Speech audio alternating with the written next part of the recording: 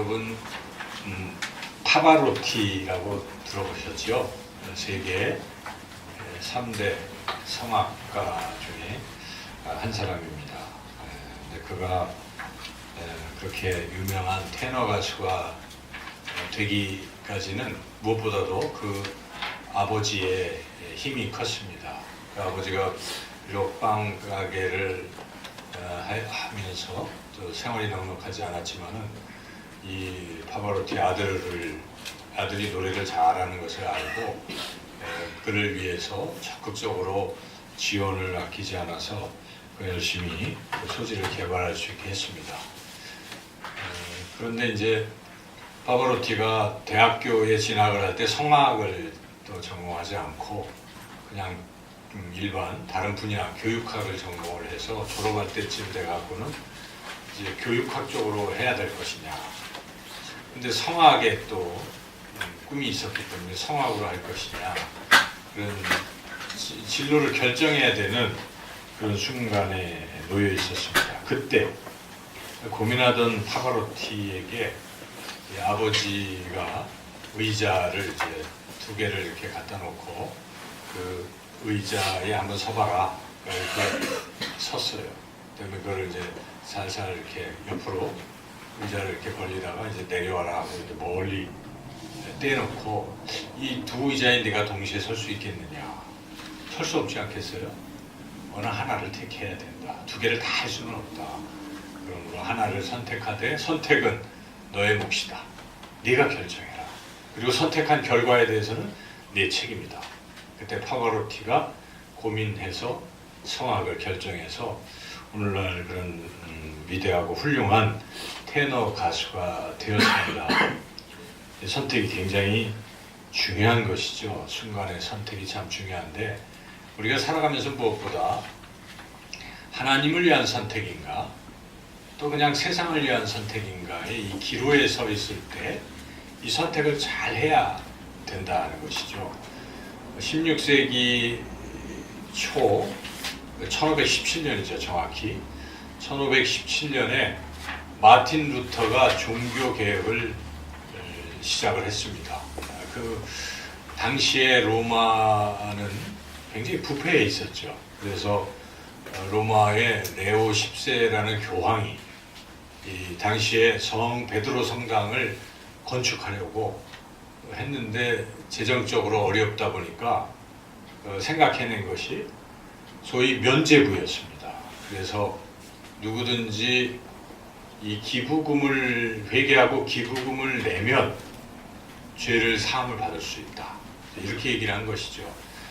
그래서 그 휘하 당시 신부들이 막 설교를 하는 거예요. 여러분들이 기부금을 이렇게 통에 탁 넣을 때 땡그랑 소리가 날 때 지옥에 갔던 여러분들의 가족들이 다 천국으로 갑니다. 죄사함을 받습니다. 뭐 이런 식으로 이제 줄줄이 다 설교를 하고 있었던 것이죠. 루터도 물론 신부 중에 한 사람이었지만 이걸 견딜 수가 없었어요.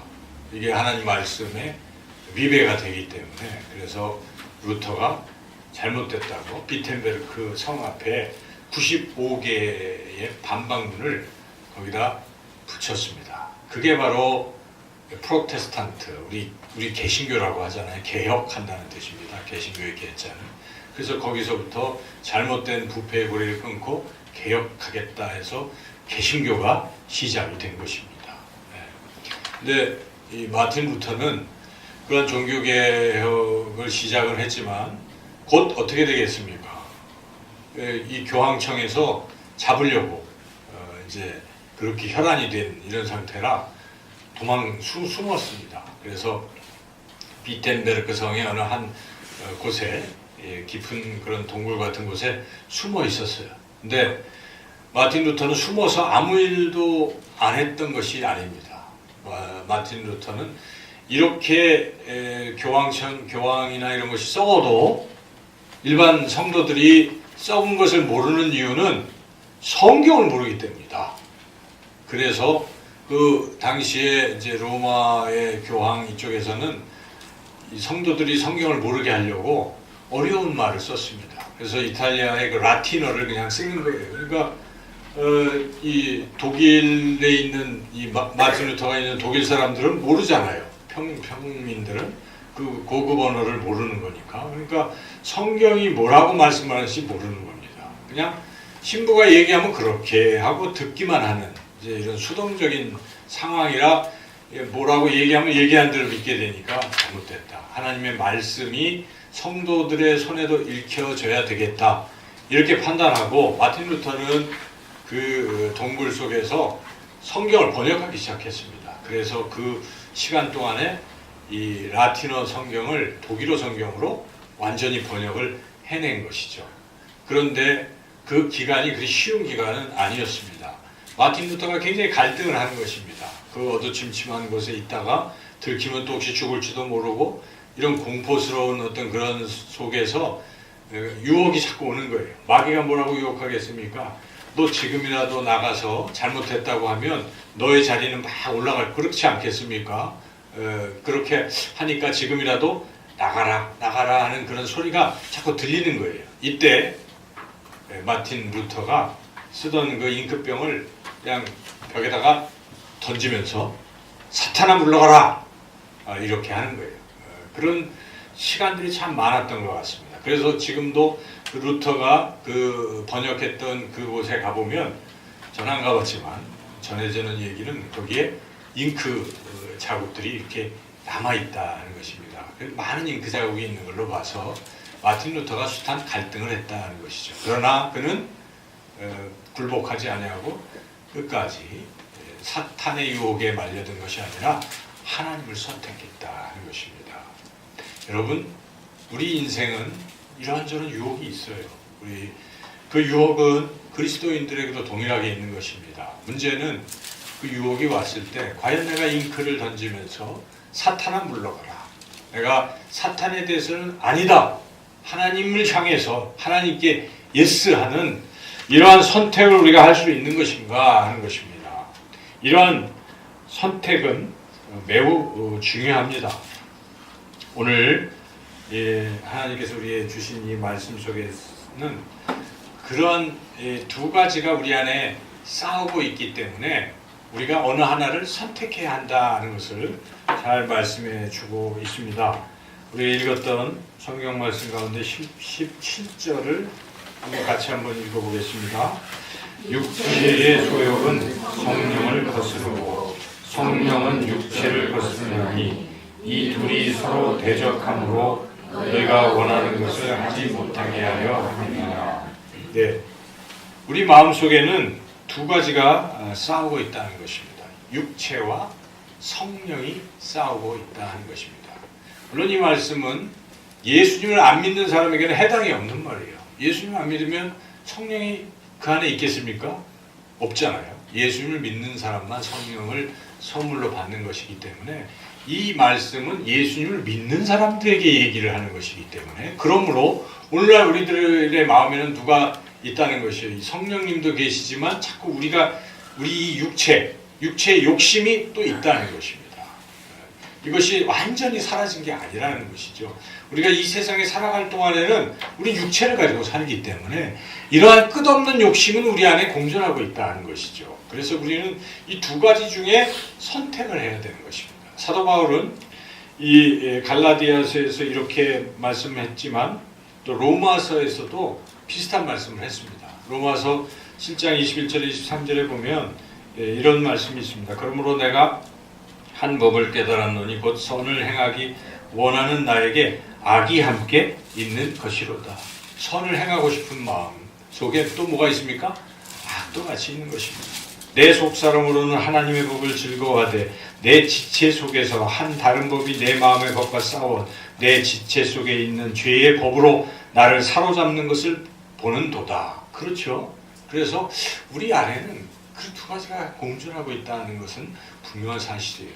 그래서 우리가 자꾸 세상을 살아가면서 이러한 마음 또 이러한 마음 속에 어떤 것을 내가 선택하느냐에 따라서 우리의 인생이 달라지는 것입니다. 내가 무엇을 선택할 것인가. 그래서 바울은 우리는 그런 영적 전쟁 속에서 항상 살아간다라고 그렇게 표현하고 있습니다. 우리의 씨름은 혈과 육을 상대하는 것이 아니요 통치자들과 권세들과 이 어둠의 세상 주관자들과 하늘에 있는 악의 영을 상대함이라. 그러므로 그 육체라는 것은 결국 악한 영이 그 육체를 통해서 우리에게 더 즐겨라, 더 먹어라, 더 마셔라, 더 뭐 해라 이렇게 자꾸 유혹을 하고 있다는 것이죠. 사탄은 그 육체의 통로를 통해서 우리를 끝없이 유혹하고 있는 것이고, 그러나 예수님을 믿는 사람들에게는 무엇이 선물로 주어졌습니까? 성령이 선물로 주어졌기 때문에 우리에게는 성령이 또한 거하시는 것입니다. 그래서 이 둘 사이에 이러한 대적하는 이 싸움 속에서 우리가 어느 것을 택할 것인가, 성령이 이끄시는 것을 택할 것인가, 아니면 육체가 주는 욕망을 우리가 따를 것인가, 둘 중에 하나를 우리가 선택해야 한다는 것이죠. 무엇을 선택해야 되겠습니까? 사도 바울은 갈라디아 교인들에게 강력하게 권면하고 있는데 16절을 같이 한번 읽어보겠습니다. 내가 이르노니 너희는 성령을 따라 행하라. 그리하면 육체의 욕심을 이루지 아니하리라. 성령을 따라가기만 하면 이런 육체의 욕심을 우리가 이루지 아니한다는 것입니다. 여기에 성령을 따라 행하라를 쉬운 말로, 원어를 이렇게 번역을 해서 쉬운 말로 번역을 한다면 이런 거예요. 성령님께서 이끄시는 대로 순종하라, 이런 뜻입니다. 성령님께서 이끄시는 대로 순종하면 육체의 욕심을 이루지 아니하리라. 여기 육체의 욕심대로 사는 모습은 결국 하나님이 원하지 않는 그러한 모습으로 살아가는 것인데, 우리는 그리스도인들은 이 육체의 욕심에 따라서 살아가는 사람들이 아니라 성령이 이끄신 대로 순종하면서 날마다 변화되는, 거룩하게 변화되는 그런 삶을 사는 존재입니다. 그래서 그것을 조금 어려운 말로 성화라는 말을 씁니다. 그래서 성화는 거룩하게 변화되는 것, 그렇게 변화된 모습을 말하는데, 이 성화라는 것은요, 우리 구원의 한 단계라는 것입니다. 흔히들 구원은 다 이루어졌다라고 생각합니다. 나 구원 받았네라는 표현 속에는 나 다 구원 받았으니까 끝이라는 이러한 표현도 우리가 생각할 수 있지만, 사실은 잘 엄밀히 따져보면 그런 게 아닙니다, 여러분. 구원은 이미 이루었다라고도 말하고 아직 이루어지지 않았다, 이미와 아직 사이에 있다라는 말 많이 들어봤을 것입니다. 그래서 성경은 구원은 완성됐다라고 말하지 않습니다. 구원은 현재 진행되고 있다, 이렇게 말씀하고 있죠. 그래서 사도 바울이 정확히 이 부분에 대해서 빌립보서 2장에서 구원이 어떻게 진행되고 있는지를 말씀해 주는데, 제가 읽어보겠습니다. 빌립보서 2장 12절. 그러므로 나의 사랑하는 자들아, 너희가 나 있을 때뿐 아니라 더욱 지금 나 없을 때에도 항상 복종하여 두렵고 떨림으로 너희 구원을 이루라. 아직 이루어진 게 아닙니다. 뭘 통해서요? 복종함으로, 성령님께서 이끄시는 대로 순종함으로 구원을 이루어 가라. 이 말씀을 우리가 생각해 본다면 구원은 진행형인 것입니다. 그래서 여러분, 구원을 조금 논리적으로 따져보면 세 단계라고 말할 수가 있어요. 칭의, 성화, 영화, 이렇게 말할 수가 있죠. 칭의는 의롭다고 칭하는 것입니다. 그래서 그냥 의롭지도 않은데 너 의롭다, 이렇게 말해주는 겁니다. 바로 예수님 우리가 믿는 순간에 어떻게 되겠습니까? 그때 우리 상태는 죄인이잖아요. 그런데 하나님이 우리를 보시면 뭡니까? 의인인 것입니다. 예수님을 통해서 우리를 보면, 예수님의 보혈을 통해서 우리를 보면, 예수님의 보혈이라는 렌즈를 통해서 우리를 바라보시면 우리는 의로운 것입니다. 죄가 안 보이는 거예요, 하나님 눈에. 그래서 그렇게 예수님을 통해서 우리를 의롭다고 인정해 주시는 것이, 그게 칭의인데, 그런데 존재론적으로 우리가 정말 완벽하게 의로운 것인가? 뭐 그런 건 아니잖아요. 의롭다고 인정만 받은 것입니다. 그러므로 우리는 거기에 합당하게 이제 의롭게 변화되는 것이, 이것도 하나님이 하십니다. 성령을 통해서 우리 안에 성령이 거하시면서 우리를 날마다 의롭다고 인정한 그대로 변화시켜 가는 과정이 성화입니다. 그래도 이 성화는 완전히 끝나지가 않습니다. 마지막 우리가 완벽히 예수님과 같은 모습이 되는 순간이 있습니다. 그때를 영화라고 하는 것입니다. 그것은 예수님이 이 땅에 부활하실 때에 우리가 그렇게 완전히 변화되는 것이, 이게 우리의 구원의 완성입니다. 구원이라는 것은 꼭 죄에서, 죽음에서, 사탄의 권세에서 그냥 간신히 벌거벗은 것처럼 살아나는 것만 구원이라고 말하는 것이 아니라, 진정한 구원은요, 우리의 모습이 죄 없는 완벽한 존재로 바뀌는 상태가, 그게 진정한 구원인 것입니다. 성경에서 말하는 것은 그런 것을 또한 말하고 있는 것이에요. 그래서 우리가 항상 소망하기는, 하나님 우리가 의롭다고 인정하셨고 우리를 진짜로 그렇게 거룩하게 변화시키고 언젠가는 변화시킬 것을 우리가 늘 생각하면서 우리의 삶도 그렇게 또 따라서 거룩하게 변화되는 그런 삶이 돼야 될 줄로 믿습니다. 이 성화의 길을 이끌어 가시는 분이 바로 성령 하나님이십니다. 그래서 예수님께서는 성령을 보내시면서 이렇게 말씀하십니다. 요한복음 16장 13절에서 그러나 진리의 성령이 오시면 그가 너희를 모든 진리 가운데 인도하시리니 그가 스스로 말하지 않고 오직 들은 것을 말하며 장래 일을 너희에게 알리시리라. 진리의 성령을 보내시면 그가 인도하십니다. 그 인도하시는 데는 하나님 아버지께 구원의 완성을 향해서 그렇게 인도하실 것이라 말씀하십니다. 구체적으로 성령은 우리를 어떻게 인도하십니까? 여러분, 그 성령이 내주한다고 하는 어려운 말을 들어보셨을 것입니다. 성령이 내 안에 거주하시는 거예요. 그래서 그것은 누구나 예수님을 믿으면 누구나 성령이 내 안에 들어오시는 거예요. 그래서 그 성령이 내 안에 내주하시는데, 문제는 내주하시는 성령이 나를 다스리느냐, 다스리지 못하느냐가 또 남아있는 것입니다.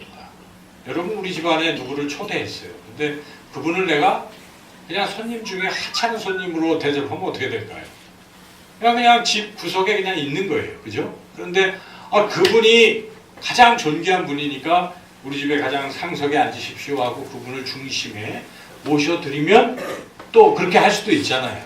우리에게 두 가지 선택이 있는 것이고, 성령님이 내 안에 내주하실 때 이 성령님은 내가 어떻게 대할 것인가. 성령님이 나의 왕이십니다. 성령님, 저는 성령님께 순종하겠습니다. 성령님 나의 주님이십니다. 이렇게 하는 상태가 성령 충만이라고 하는 것입니다. 성령이 가득 찼다는 것입니다. 나의 생각도 지배하시고 또 나의 마음도 나의 행동도 다 지배하시는 상태를 성령 충만이라고 하는 것입니다. 흔히들 성령 충만은 그냥 막 환상을 보고 뭐 예언을 하고 무슨 능력을 행하고 하는, 그럴 수도 있어요. 그건 하나의 한 부분입니다. 그거 안 해도, 그런 게 안 나타나도 이분이 살아가는 모습을 보니까 늘 순종해요. 하나님 말씀이라면 100% 순종하는 분들, 훌륭한 장로님들, 안수집장 권사님들 여러분 보시잖아요. 그런 분들은 어떻습니까? 그런 분들은 성령 충만한 분입니다. 그런데 집회에 가서 기도원에 가서 막 랄랄랄라 방언도 하고 막 굉장한 것 같은데 끝나고 나면 삶은 엉터리예요. 성령 충만 받았다가 금방 까먹는 거예요. 그래서 우리가 성령 충만의 정의를 항상 잘 알아야 돼요. 성령 충만은 온전히 성령님께 다스림 받는 이런 상태입니다. 그러니까 성령님은 그렇게 안에 거하시면서 우리를 성령 충만케 하셔서 이끌어 가시는 거예요. 여러분, 성령 충만할 때 여러분의 삶의 모습이 어떻습니까? 오늘 보니까 너무 좋은 것 같아요. 그죠? 성령 충만의 결과라고 저는 믿습니다. 그렇잖아요. 기쁘고 이해하고 사랑하고 섬기고 행복하고, 이게 바로 천국입니다. 천국은 다른 게 아니에요. 성령 안에서 의와 평강과 희락이라고 했습니다. 평안해지고 기쁨이 넘치고 틀린 거 안 하고 올바르게 살아가면 그게 천국이고, 성령 안에 성령 충만한 사람들은 다 그렇게 살아가게 된다 하는 것이죠. 그래서 우리는 올 한 해도 이 우리를 거룩하게 이끌어 가시는 성령님 이끄시는 대로 순종하시기를 주님의 이름으로 축원합니다. 구체적으로 그러면 현실적으로 성령님이 이끄시는 대로 어떻게 순종할 수 있을까 하는 것입니다. 여기까지 설교를 들으면 하지만 실제 삶에 부딪히면 또 이게 잘 안 되는 것입니다. 그래서 구체적인 걸 우리가 좀 깊이 생각해 봐야 되는데, 이런 단계를 거치면 좋을 것 같아요. 첫째는 항상 내가 성령 충만해서 성령의 인도하심 따라 살아갔을 때의 모습과, 그리고 내 육체의 욕망과 육체가 이끄는 대로 살아갔을 때의 모습을, 두 가지 그림을 대조해서 늘 바라보시라는 것입니다. 그래서 사도 바울은 이제 갈라디아 교인들에게 그 모습을 대조적으로 그림처럼 보여주고 있는 것입니다.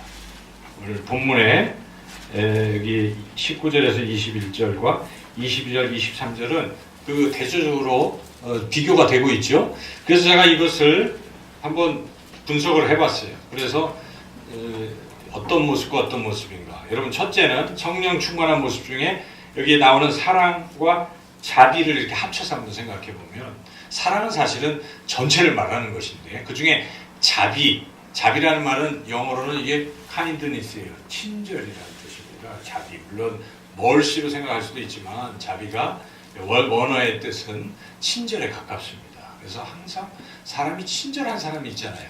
좀 젠틀하고 친절한 이런 사람들 여러분 보면 기분이 좋아요, 나빠요? 어딜 가든지 친절한 사람 보면 참 좋잖아요. 그게 사랑이라는 것입니다. 사랑의 속성 중에 이 불친절하고 퉁명스럽고 투박하면 이거는 다른 거예요. 그렇죠? 그런 모습과 그 옆에 대조적으로 비교해 볼 수 있는 모습은 막 거기 보면 원수 맺는 거 나오죠? 원수 맺는 것. 시기, 투기. 여러분 그런 모습 보기가 좋습니까? 이렇게 친절한 사람과 자꾸 보기만 하면 시비를 걸어가지고 막 자꾸 싸움을 걸어서 뭐 원수 만드는 사람 있잖아요. 좌충우돌하는 사람. 공동체에 딱 있으면 평안하고 좋은데 미꾸라지 갖고 있을 수가 있어요. 그래서 이 사람은 자꾸 이 사람 집적, 저 사람 집적해서 이 사람하고 사이가 안 좋고 저 사람 그런 사람은 사회에서도 어떻게 되겠습니까? 도태되거나 왕따 되는 거예요. 사람들이 자꾸 피합니다. 누가 좋아하겠어요? 그래서 원수 맺거나 또 남 잘 되는 거 보면은 어떻게 해야 되겠습니까, 여러분? 박수 치고 진정으로 기뻐해 주면요, 그 사람도 내가 잘 될 때 박수 쳐주는데 조금만 나보다 잘 되면 마음이 벌써 불그락불그락 시기, 질투, 뭐 투기는 뭐 여성이 하는 그런 남성 뭐 그런 것이만 여하튼 그런 식의 모습과 자비한 모습을, 친절한 모습을 비교해보자 하는 것입니다. 또 희락이라는 것과 거기에 이제 또 술 취하는 거, 음행, 호색. 술 취하는 거, 음행, 호색은 무엇입니까? 왜 그거 합니까? 하시는 분들은 그걸 왜 그거 할까요? 즐기려고 하는 거거든요. 기쁘려고 술 한 잔, 또 막 쾌락을 즐기려고 그런 음행, 호색 그런 거 아니겠어요? 그런데 그게 진정한 기쁨이겠습니까? 그렇게 한다고 기쁨이 자기 안에 있으니까 일시적이고 하고 나면 후회되는 것이 그러한 쾌락적인 것 아니겠어요? 이거에 대비되는 것이 희락이라는 것입니다. 희락은 하나님 주신 기쁨을 말하는 것이죠. 이 진정한 기쁨을 누리는 사람이 성령 충만한 사람이겠죠. 그 외에도 거기에 뭐 온유와 분냄을 대조해 보십시오. 늘 온유한 사람이 있어요. 아무리 이게 나한테 손해가 보고 내 자존심을 또 상처를 주고 그래도 빙그레 웃을 수 있는 거야. 온유한 사람. 이런 사람이 성령 충만한 사람입니다. 근데 조그만 일에도 화를 벌컥 내고 내 자존심을 상했다고 생각하고 자꾸 하면 이것은 성령 충만한 사람이라고 보기가 어렵겠죠. 여러분 옆에 사람들 한번 보시고 온유한 모습으로 한번 바라보시기 바랍니다. 지금 이 상태를 늘 유지하려면 어떻게 되겠습니까? 성령 충만 받으시길 축원합니다. 항상 그 외에도 여기 시간이 없어서 더 이상 못하겠는데 그렇게 여러분 이 모습들을 늘 읽으면서 대조를 한번 시켜보면 내가 어떤 사람이 되어야 될까? 온유한 표정으로 늘 온유하게. 그러면요 상당히 사람의 값어치가 올라가는 거예요. 야, 그런 사람 얼마나 좋아요? 그럼 그런 사람하고 좋죠? 그런 사람이 되자 하는 것이죠. 그 비결은 다른 게 아니라 성령 충만 받으면 그렇다. 그러므로 여러분들이 성령의 이끄심에 순종하면 이렇게 되니까 그 모습을 아니까 결과를 아니까 자꾸 하게 되죠. 그래서 이 모습을 잊어버리지 마시고 자꾸 생각해 보시라는 거예요. 두 번째는 이 세상에서도 그런 모습을 생각하면 우리가 성령의 이끄신 대로 순종할 수가 있는데 죽음 뒤의 세계를 생각해 보면 또 차이가 달라진다는 것이죠. 죽음 뒤에 만약 성령 충만하지 않고 항상 신앙생활을 한다고 그러면서도 그냥 육체가 이끄는 대로만 그냥 하고 싶은 대로 내가 하고 싶으면 내 마음대로 누가 감히 나를 뭐 어떻게 해? 하고 뭐 그런 사람이 있어요. 신앙생활 한다고 교회 와서도 그렇고 어디서든지 독불장군이고 유아독전 자기가 왕인 것처럼 이럴 수가 있잖아요. 그죠? 그렇게 살고 죽으면 어떻게 되겠습니까? 그거는 성경이 말씀하는 거예요. 21절에 그렇게 쭉 한 사람들에 대해서 전에부터 한번 쭉 읽어보겠습니다. 전에 너희에게 경계한 것 같이 경계하노니 이런 일을 하는 자들은 하나님의 나라를 유혹으로 받지 못할 것이요. 여러분, 이 심각한 경고를 가슴에 담아둘 필요가 있어요. 어떤 사람은 교리적으로 예수님 믿으면 다 죄사함 받고 천국 가는 건데 무슨 말이냐, 내가 아무렇게나 살아도 난 천국 간다라고 그걸 늘 외우고 거기에 의존하는 사람이 있어요. 그 면죄부하고 똑같은 거예요. 오늘날 현대판 면죄부예요. 그럴 수가 없는 거예요. 예수님을 믿음으로 구원을 받지만 믿는 사람들에게 나타나는 특징은 성령이 거하시고 성령이 말씀하실 때 거기에 대해서 어떻게 해야 됩니까?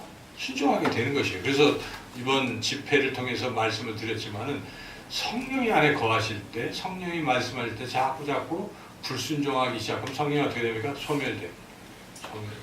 그리고 나중에는 성령이 떠난다고 성경을 표현하고 있습니다. 성령을 소멸물론 성령이 근심하는 단계죠. 근심해요. 근데 자꾸 그래도 어기면 소멸. 그 다음에는 떠나십니다. 사울이 떠나버렸어요. 끝난 것이죠. 그럴 수가 있다는 것입니다. 그러므로 여기 하나님 나라를 유혹으로 받지 못할 것이라는 경고는 자꾸 성령의 이끄심에 불순종하고 육체가 원하는 대로만 가면 그렇게 될 수밖에 없다라고 믿음으로 구원받는다고 외치는 사도 바울이 로마서에서 그렇게 갈라디아서도 앞에서 분명히 그런 말씀을 했음에도 불구하고 이 후반부에 와서는 그렇게 말씀하는 것은 굉장히 경고로 우리가 받아들여야 되거든요. 한국 교회가 들어야 돼요.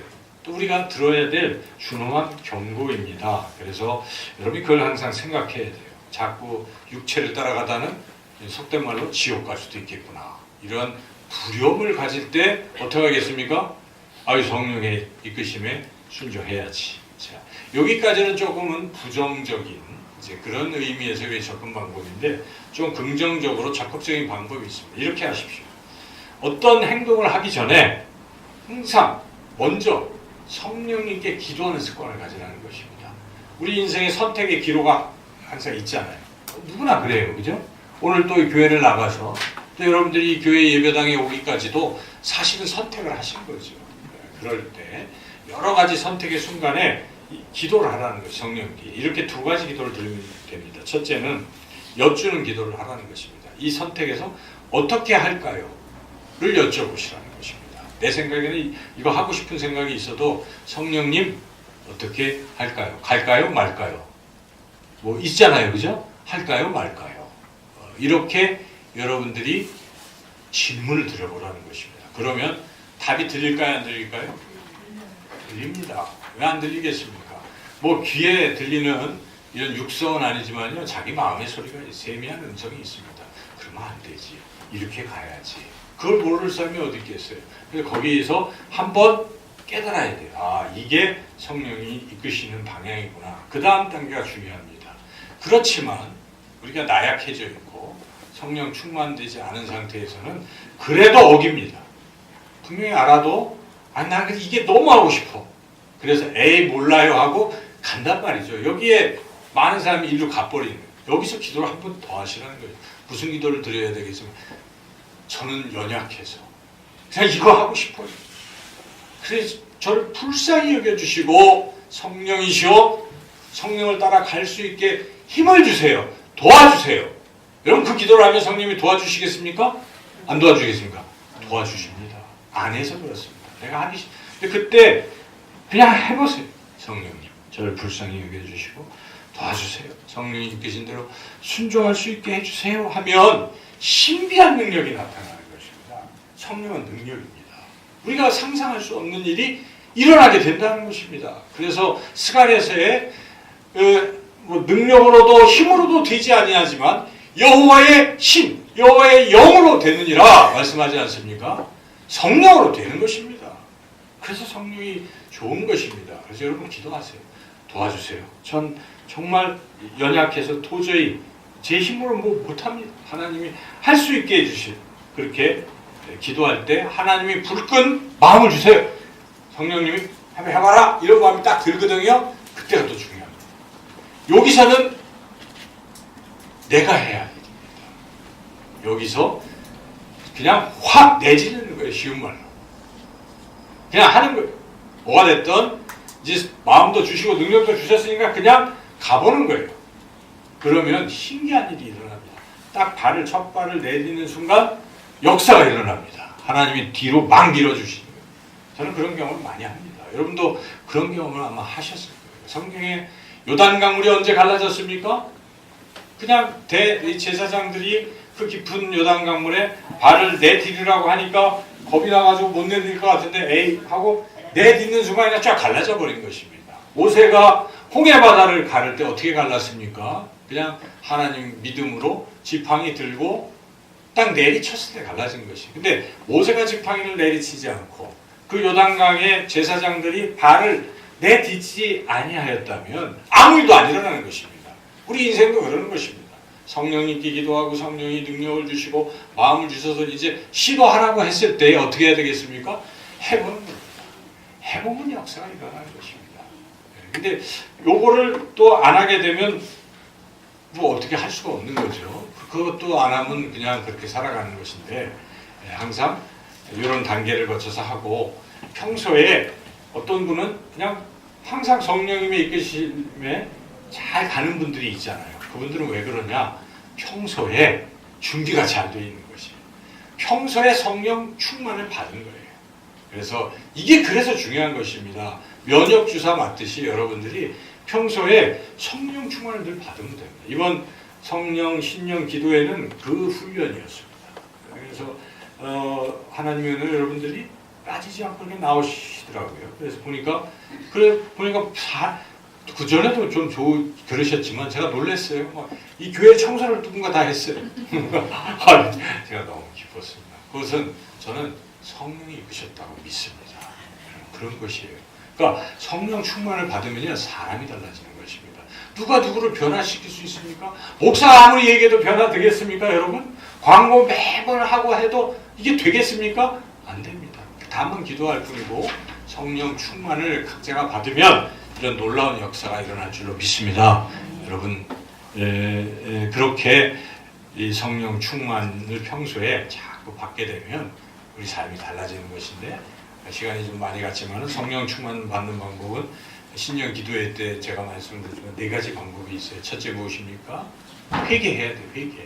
회개 없이는 성령 충만 받을 수 없습니다. 깨끗한 그릇에 부어지는 것입니다. 아무리 금빛이 나도 그 속이 더러우면 좋은 거 안 붓습니다. 성령은 좋은 것이기 때문에 성령은요 더러운 그릇에 부어지지 않습니다. 깨끗이 회개하고 비워질 때 부어지는 것이죠. 그리고 뭘 해야 되겠습니까? 둘째는 회개하고 기도해야 돼요. 기도는 통로입니다. 성령 충만 받는 파이프라인 같은 거예요. 그래서 기도를 하면 성령, 내가 구하는 자에게 성령을 선물로 주지 않겠느냐? 예수님이 약속하신 것이기 때문에 기도하면 받습니다. 그리고 또한 말씀은 또 성령 충만 받는 하나의 통로입니다. 베드로가 말씀으로 설교할 때 그 말씀을 듣던 고넬료 가족이 성령을 받았다라고 성경은 증언하고 있습니다. 여러분 말씀을 들을 때에 성령 충만 받는 것이 그래서 예배의 시간이 참 소중하잖아요.